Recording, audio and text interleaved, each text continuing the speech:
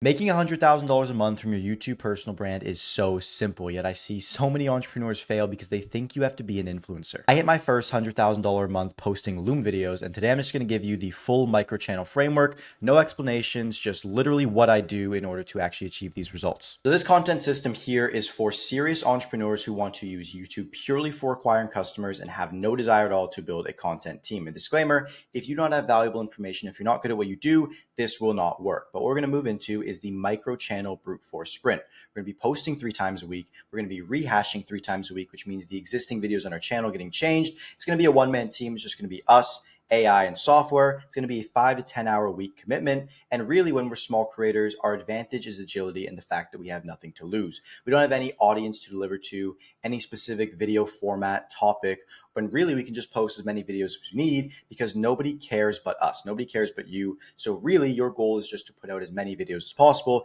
And the first part to our game plan is doing this is the idea, which in order to execute, we are going to find undervalued keywords. Pretty much the way that we come up with ideas is we're going to take the pain of our customer and the idea is going to be the question that they actually ask as a result of that. So as we're finding this, we're going to only leverage search traffic. YouTube is the second largest search engine in the world. When someone searches something, they establish buyer intent because they have a problem that they now need a solution for. And because of that, it positions you as an authority if you're able to solve it. And there's also no guesswork when it comes to creating videos like this because you can literally look up the data of how many people are searching for this topic. And therefore, if you can make a better video than everyone else on that topic, you will win and get all of the traffic. So criteria for actually doing this: a minimum of 500 attributed monthly views on the existing videos that are posted for that topic. There's problem driven, so it's not like a little random thing of like how to screen record YouTube shorts. And it also has to be authority driven. So you can put in your unique story and authority to position yourself as somebody to actually learn from and want to go in their desired state.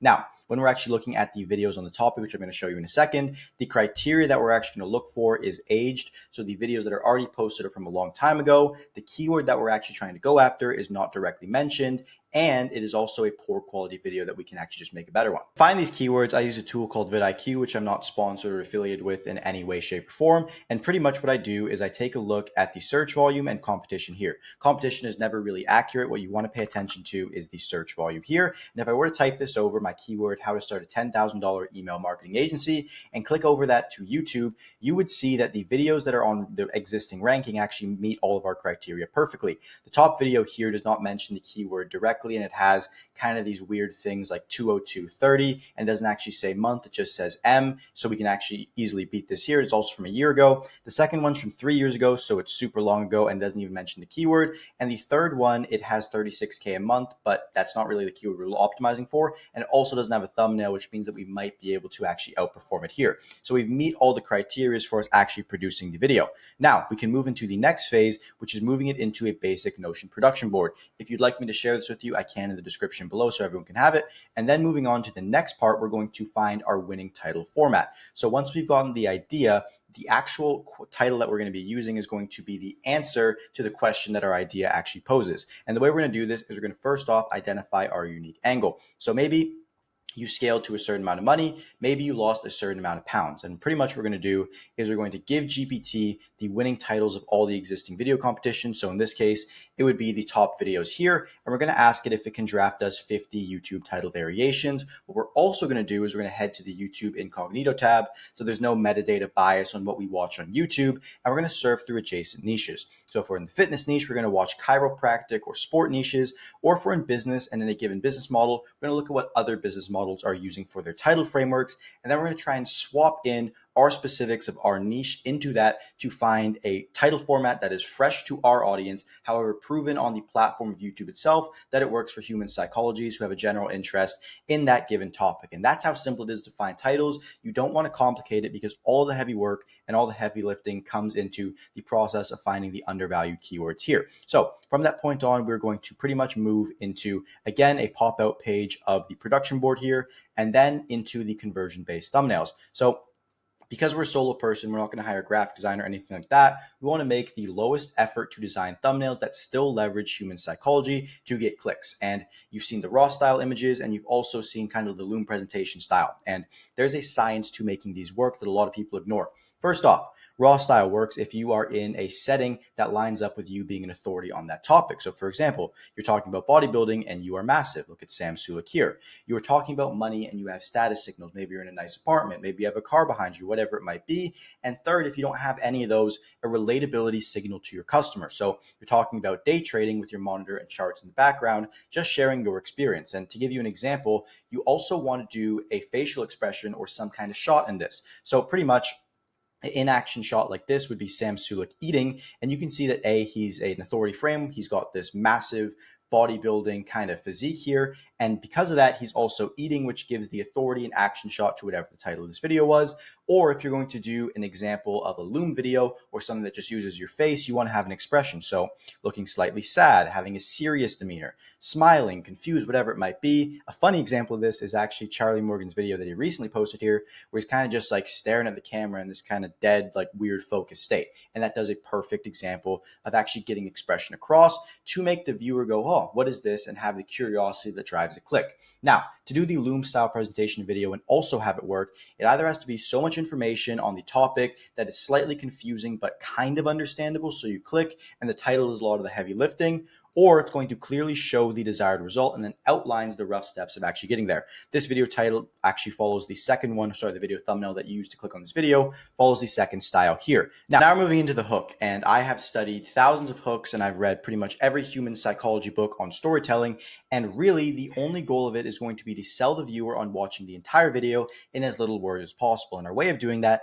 almost every big creator replicates is they're going to restate the title of the video. It's the first thing they say. Then they're going to identify and justify the current pains of their customers, provide proof that they've achieved the desired result, and then state their unique mechanism for actually doing it. So an example of saying this is, I scaled my company to X amount, and really it's okay that you haven't because you thought you had to do this and really you don't.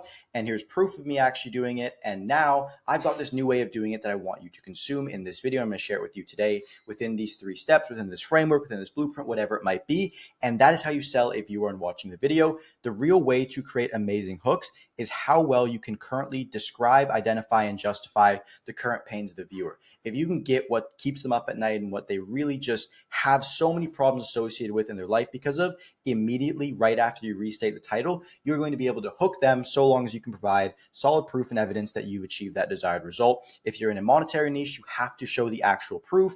If you are in a fitness niche or something where it's a little bit more physical, you have to be really good at describing and being clear with your words. Now, once you've done the hook, that should be probably about 20 to 30 seconds. When you're a small channel, you don't want to do like the 2-minute elongated story hooks. You're going to move immediately into the body of the video. And really, if you are an expert, you can just share unique information on this topic and it will do well. But if you do not make the next steps, your CTA of what you actually do, your coaching, your offer, your company clear, nobody will take them. And I really wanted to double down on that because I see so many people create content for years and years, post dozens of videos, but they never actually just explain to their viewer what they do, how they can help. And as a result, they never get conversions off their content, even though a lot of the time they might have great information and really they might be making videos better than a lot of people who are getting a lot more money than them. And really, a CTA does not mean you are selling to your audience. Value-based CTAs allow the viewer to actually go further into your ecosystem, thus becoming bigger fans. And I'll show you a few examples of this.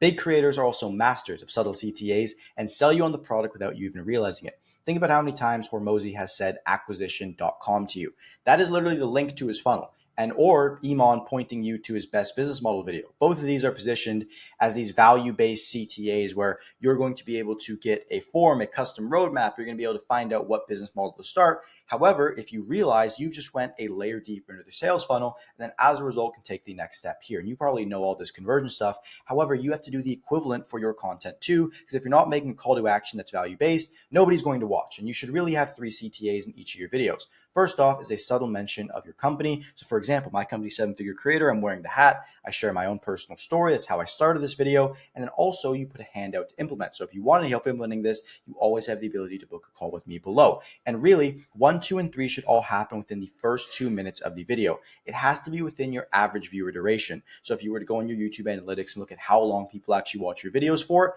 the CTAs that you're actually making have to be within that time frame, or else the majority of your viewers aren't going to see it.